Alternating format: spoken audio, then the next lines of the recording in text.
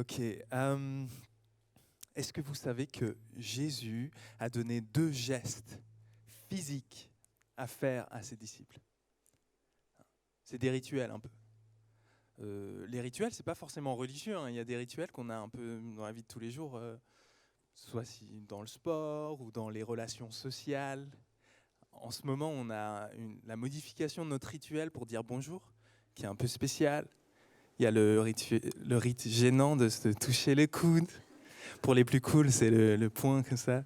Ben, ok, c'est des trucs qu'on fait avec notre corps, mais qui nous aident à faire sens du monde. Hein. Le truc qu'on fait avec notre corps nous aide à faire sens du monde. Si on se dit bonjour, ça nous aide à faire sens du monde. Ça crée des liens. Et Jésus il nous a donné des trucs à faire avec notre corps. 2 choses. Une chose qui se fait une fois dans une vie. Pour dire une fois pour toutes, c'est fait. Une fois pour toutes, j'ai mis ma foi en Jésus, je fais partie de la famille de Dieu pour l'éternité. Ça, c'est le geste du baptême. On passe à travers les eaux comme pour dire je suis passé à travers la mort et j'appartiens à Jésus et j'ai même plus peur de la mort parce que je vivrai avec lui pour toujours. Ça, c'est le baptême. Puis il y a un deuxième geste qu'il nous demande de faire. C'est celui-là, le geste de la communion. On mange du pain, on boit du vin. Celui-là, il ne se fait pas une seule fois dans une vie, il se fait le plus souvent possible quand on est réunis ensemble. Donc je vous propose qu'on regarde ça aujourd'hui, un peu le sens de cet acte qu'on va faire. Je vais faire un message plutôt court, comme ça on a le temps de profiter de ce repas spirituel et puis de louer Dieu avec la band pour répondre à ce qui se passe maintenant. Alors, on continue dans notre série sur Corinthiens et on est dans 1 Corinthiens au chapitre 11.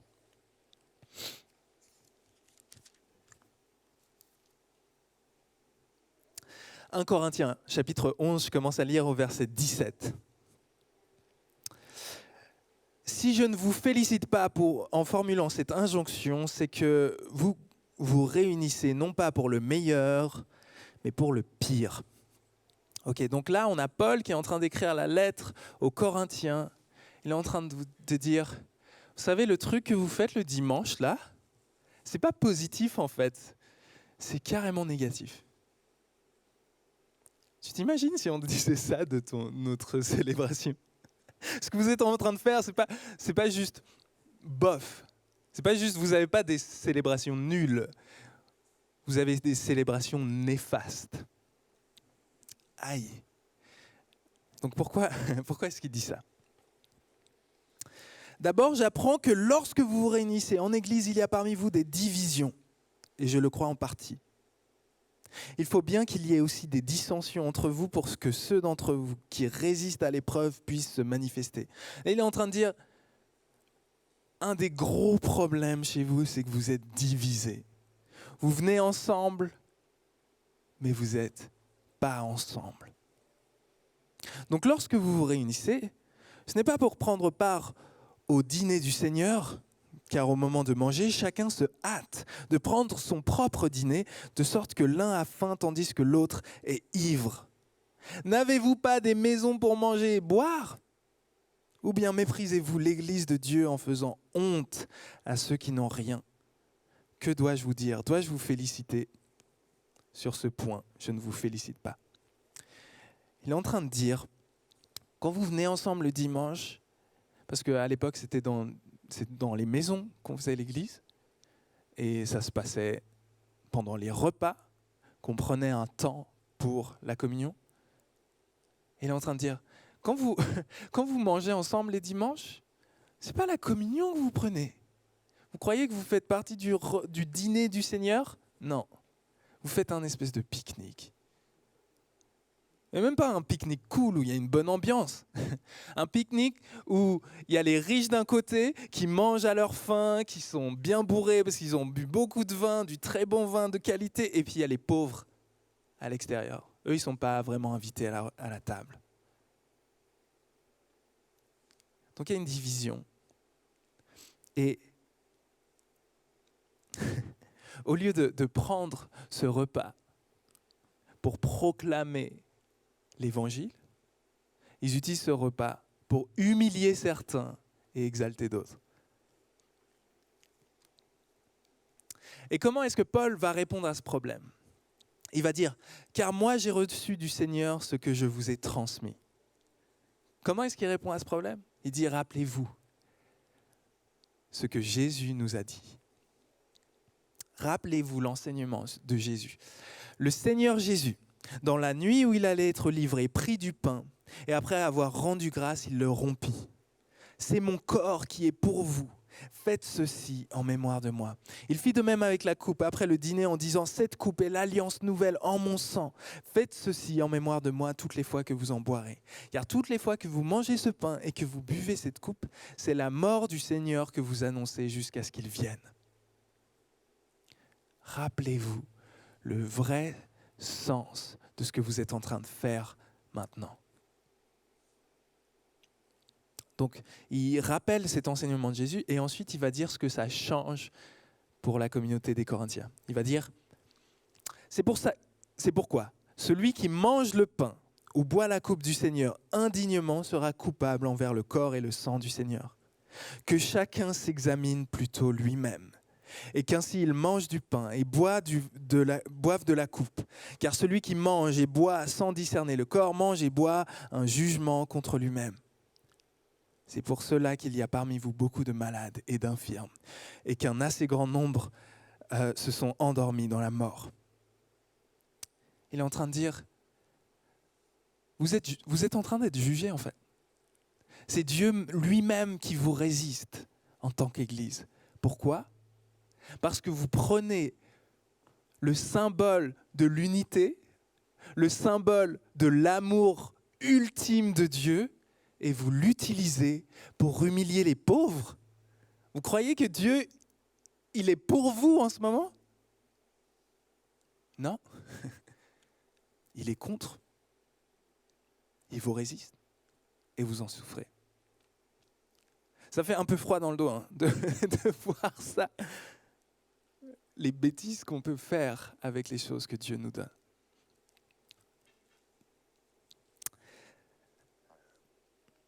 Si nous nous jugions nous-mêmes, nous ne serions pas jugés. Mais par ces jugements, le Seigneur nous corrige afin que nous ne soyons pas condamnés avec le monde. Ainsi, mes frères, lorsque vous vous réunissez pour le repas, attendez-vous les uns les autres. Si quelqu'un a faim, qu'il mange chez lui afin que vous ne vous réunissiez pas pour vos propres jugements. Quant aux autres questions, je les réglerai quand je viendrai. Ok. Ce qu'on voit dans ce passage-là, c'est qu'il y a un rite que Jésus nous a transmis et qui est vraiment important. Il est important pas parce que c'est un cérémoniel hyper solennel. Il est important parce qu'il déclare des vérités. Il est important parce que Jésus nous a donné ce repas pour transformer nos vies. Nos vies individuelles, mais notre vie de communauté aussi. Jésus nous a donné ça. Et je te propose de voir en 6 points la manière dont nous, en tant qu'Église, on peut accueillir ce repas. 6 points, si on se laisse orienter, si on laisse la communion orienter notre regard dans ces 6 directions-là, alors on permettra à ce repas d'avoir toute la puissance qu'il devrait avoir. Ok, 6 directions. La première direction, elle est assez commune, c'est celle qu'on connaît tous. Jésus prend du pain et il le brise et il dit « Ceci est mon corps donné pour vous ». C'est un mémorial à faire. Faites ceci en mémoire de moi. Rappelez-vous, moi je suis mort pour vous. Donc la première chose à faire, c'est de se rappeler. Regardez en arrière. Jésus est mort pour nous. Il est mort par amour. Il s'est donné entièrement. Il n'a rien gardé. Il a donné sa vie pour que notre honte, nos fautes soient pardonnées, qu'on soit lavé. Il a donné sa vie pour que nous, on puisse vivre. pour toujours en relation avec lui.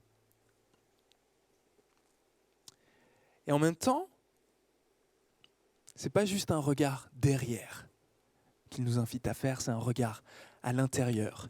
Dans le passage, Paul dit « Examinez-vous vous-même ». Il y a un examen à passer ici.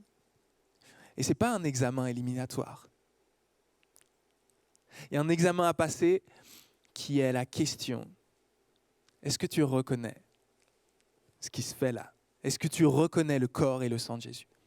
C'est-à-dire, est-ce que tu reconnais que tu es pécheur? On dit pécheur dans le langage chrétien, on dit, est-ce que tu reconnais que tu es pécheur?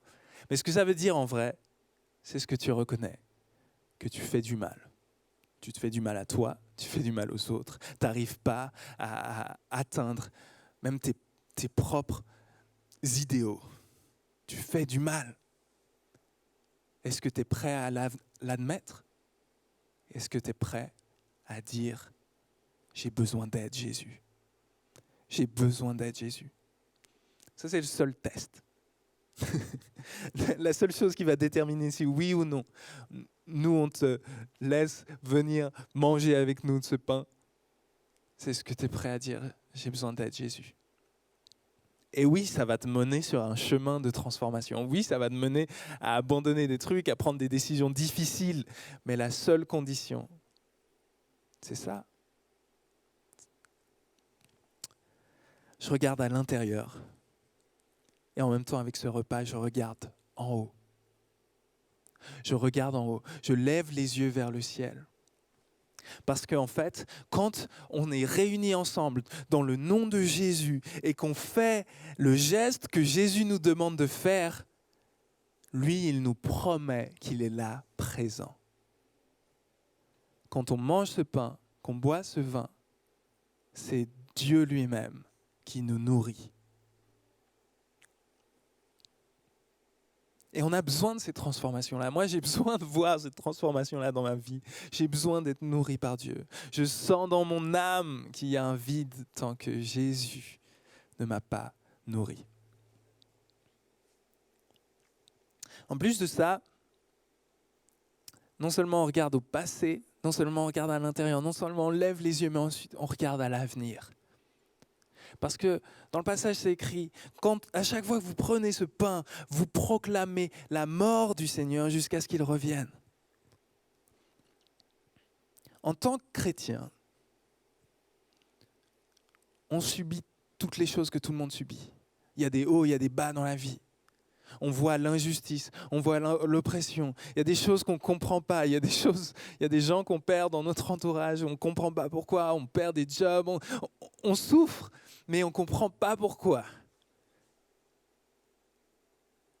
Et on ne connaît pas le futur. On ne sait pas ce qui va se passer après. Mais par contre, on connaît la fin de l'histoire.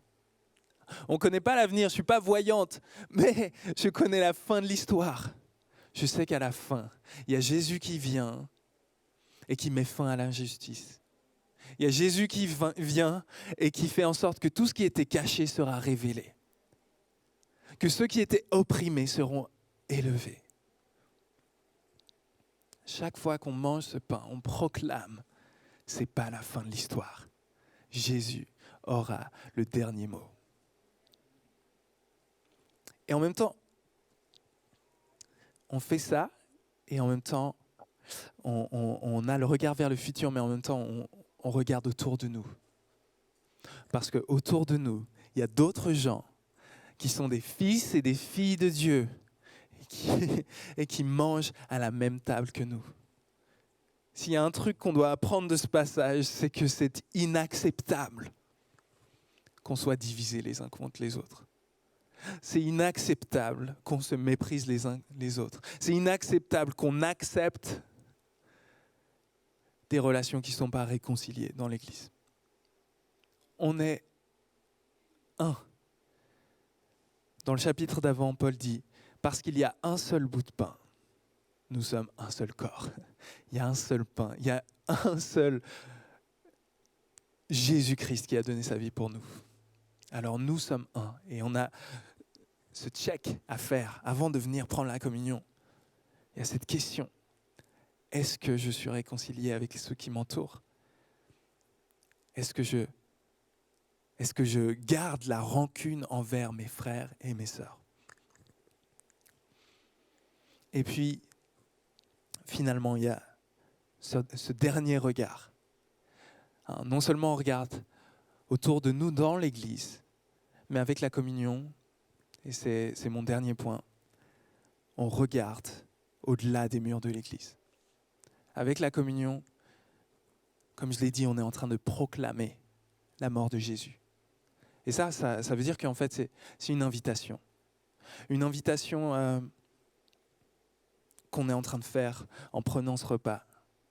Et peut-être que tu es là pour la première fois, peut-être c'est la millième fois que tu as entendu ce message, mais si tu n'as jamais mis ta foi en Jésus, si tu n'as jamais eu l'occasion de dire « j'y arrive pas par mes propres forces, j'ai besoin de toi, j'ai besoin que mes fautes soient pardonnées, j'ai besoin que ma vie soit réarrangée, j'ai besoin de guérir à l'intérieur ». Si tu n'as jamais fait cette prière ou si tu as envie de la refaire, c'est une invitation pour toi, ce repas qu'on va prendre.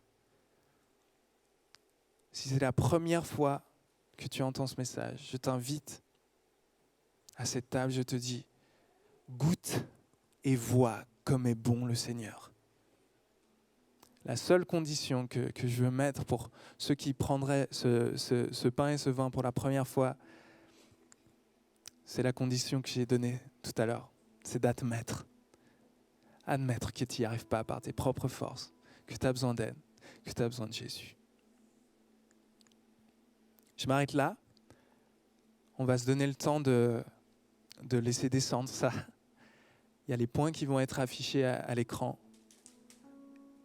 Et je vais revenir tout à l'heure, après que la band nous ait menés un peu dans la prière. Je vais revenir pour introduire le repas, pour qu'on puisse manger ensemble.